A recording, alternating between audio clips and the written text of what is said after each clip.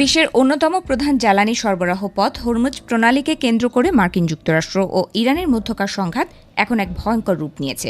দক্ষিণ ইরানের উপকূলীয় অঞ্চলে মার্কিন বিমান হামলার জবাবে মধ্যপ্রাচ্যে মোতায়েন থাকা সমস্ত মার্কিন সামরিক ঘাঁটিতে তীব্র পাল্টা হামলার হুঁশিয়ারি দিয়েছে ইরানের নৌবাহিনী।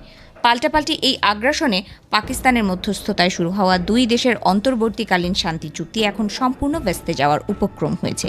ইরানের কৌশলগত অঞ্চল সিরিকে মার্কিন বিমান হামলার পর ক্ষোভে ফুঁসে উঠেছে আইআরজিসি নৌবাহিনী।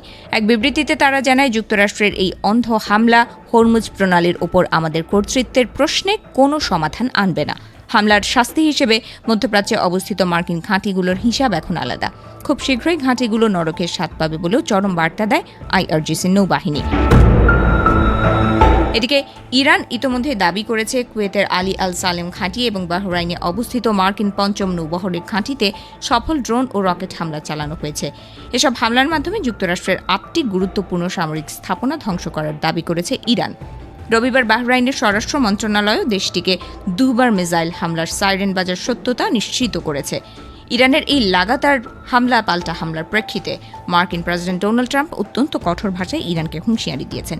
তিনি শনিবার এক বার্তায় লেখেন, এমন একটা সময় আসতে পারে যখন আমাদের পক্ষে আর যৌক্তিক আচরণ করা সম্ভব হবে না। আমরা সামরিকভাবে কাজটি সম্পূর্ণ করতে বাধ্য হব। আর যদি এমনটা ঘটে তবে ইসলামী প্রজাতন্ত্র ইরানের আর কোনো অস্তিত্ব থাকবে না।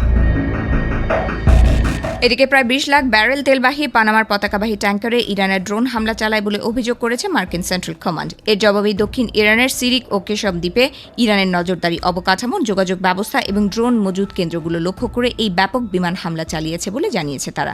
এর আগে সিঙ্গাপুরের জাহাজ এভার লাভলিতে হামলার জবাবেও শুক্রবার একই ধরনের হামলা চালিয়েছিল ওয়াশিংটন। যুক্তরাষ্ট্রের এই হামলাকে জাতিসংঘের সনদ এবং গত জুন মাসের মাঝামাঝিতে স্বাক্ষরিত সমঝোতা স্মারকের চরম লঙ্ঘন বলে অভিহিত করেছে ইরানের পররাষ্ট্র মন্ত্রণালয়। তেহরানের মতে এই বর্বর হামলা প্রমাণ করে যে মার্কিন প্রশাসনের কাছে ওনাদের দেয়া প্রতিশ্রুতির কোনো মূল্য নেই।